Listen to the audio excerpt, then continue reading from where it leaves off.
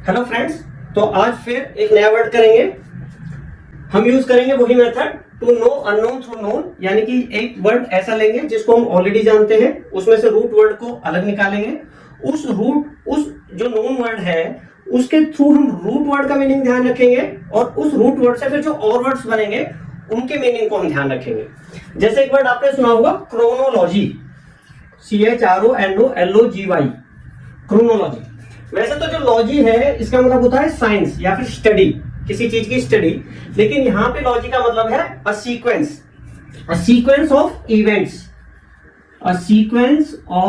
Events, यानी कि किस तरीके की इवेंट्स या किस तरीके से sequence, as per their time, यानी कि जो घटनाएं हुई हैं उनको वो किस समय पे हुई हैं उस समय के हिसाब से उनको अरेंज करना, वो जो घटनाओं का जो क्रम है उसे बोलते हैं क्रोनोलॉजी। अब ये वर्ड कैसे बना, ये जो क्रोन है इसका मतलब होता है टाइम। ग्रीक माइथोलॉजी में क्रोन एक्चुअली जो क्रोनस है, CHRONUS, Cronos is considered as a god of time.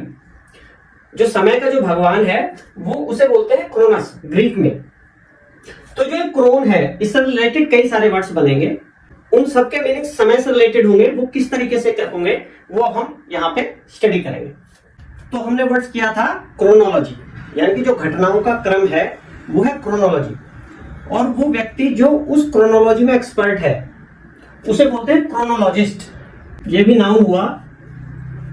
A person expert in chronology, यानी कि बताए कि कौन सी घटना कब हुई है, तो वो व्यक्ति है क्रोनोलॉजिस्ट। नेक्स्ट वर्ड हम करें क्रोनिकल। क्रोनिकल बोलते हैं जो घटनाएं हुई हैं over a period of time, उन घटनाओं का रिकॉर्ड जो है, the record of events that happened over a period of time is called as chronicle. Chronicle एक मैगजीन भी आती है, अगर आपने ध्यान दिया हो तो। अगर मैं हिंदी में से बोलूं तो इतिहास या फिर वृतांत, यानी कि जो घटनाएं हों उनके बारे में बताना, उनके बारे में जो बताए वह इतिहास जो है। Record of events that happened over a period of time, जो किसी समय में, फोकस करना है यहाँ पे समय ही, किसी समय में जो घटनाएं हुई हैं उनका जो रिकॉर्ड है उसे बोलते हैं क्रोनिकल। ठीक है, नेक्स्ट वर्ड हम करते हैं क्रोनिक। क्रोनिक एक एडजेक्टिव है, ये देखिए IC जहां आएगा लास्ट में वो एडजेक्टिव को प्रेजेंट करेगा, और क्रोन का मतलब है टाइम, यानी कि रिलेटेड टू टाइम। लेकिन क्या रिलेटेड टू टाइम, क्या, जैसे कि ये यूज होता है क्रोनिक डिसीज या फिर इलनेस।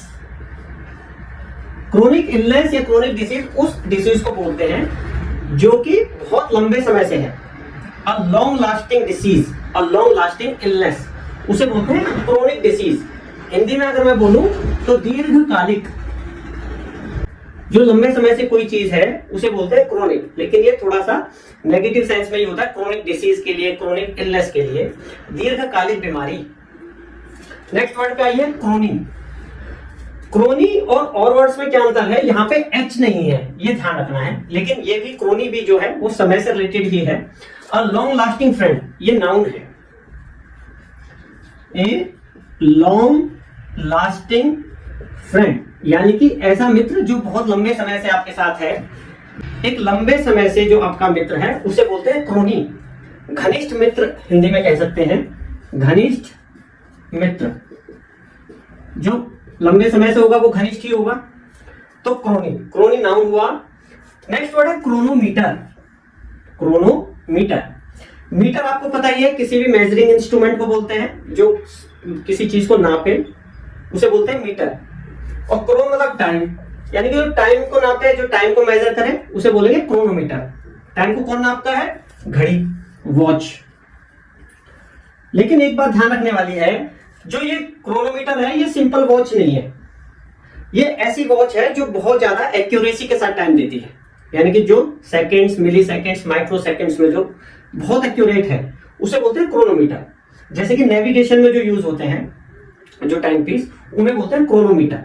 यानी कि घड़ी है लेकिन ऑर्डिनरी घड़ी नहीं है, बहुत ज्यादा एक्यूरेट टाइम देने वाली घड़ी को बोलते हैं क्रोनोमीटर। अब आइए क्रोनोग्राफ। ग्राफ का मतलब होता है, जैसे कोई भी ग्राफ होता है तो अ टाइम राइटर, एक टाइम राइटर से क्या मतलब है, जो कि टाइम बताए कि कितना टाइम इलैप्स हुआ है, कितना टाइम कंज्यूम हुआ है।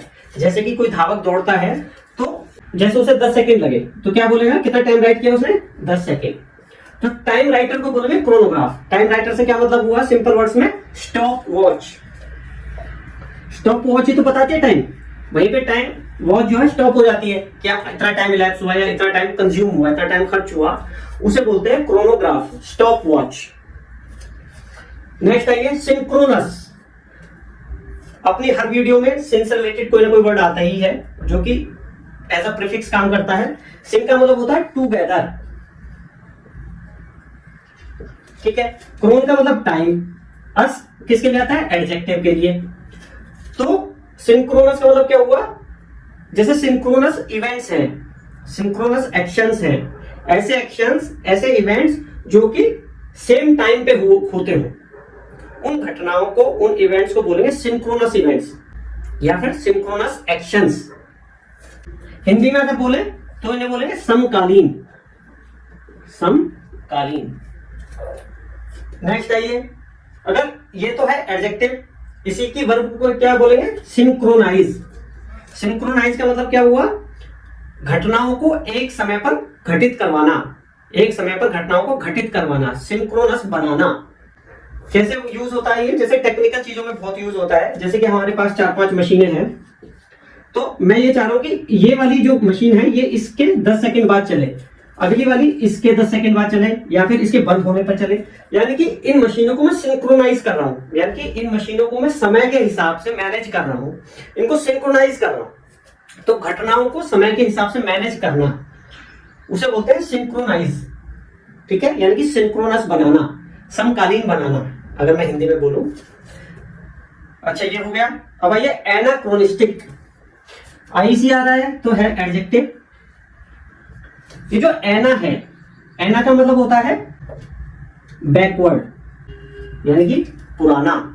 कोई बैकवर्ड कोई चीज है, जैसे हम बोल देते हैं कि भाई बहुत बैकवर्ड है, यानी कि वो बहुत पुराने समय से रिलेट करता है। तो एनाक्रोनिस्टिक, जैसे एनाक्रोनिस्टिक टेक्नोलॉजी हो सकती है, कोई टेक्नोलॉजी जो बहुत पुरानी है, आउटडेटेड है, उसे बोलते हैं एनाक्रोनिस्टिक टेक्नोलॉजी।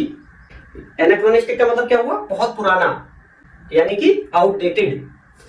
और वो जो चीज है जो एनाक्रोनिस्टिक है, वो जो बहुत पुरानी चीज है, जो आउटडेटेड चीज है, उसे बोलेंगे एनाक्रोनिज्म। जैसे पहले HMT की घड़ी आती थी, है ना, तो वो टेक्नोलॉजी अब बहुत पुरानी हो गई, तो वो जो टेक्नोलॉजी है that is an example of anachronism.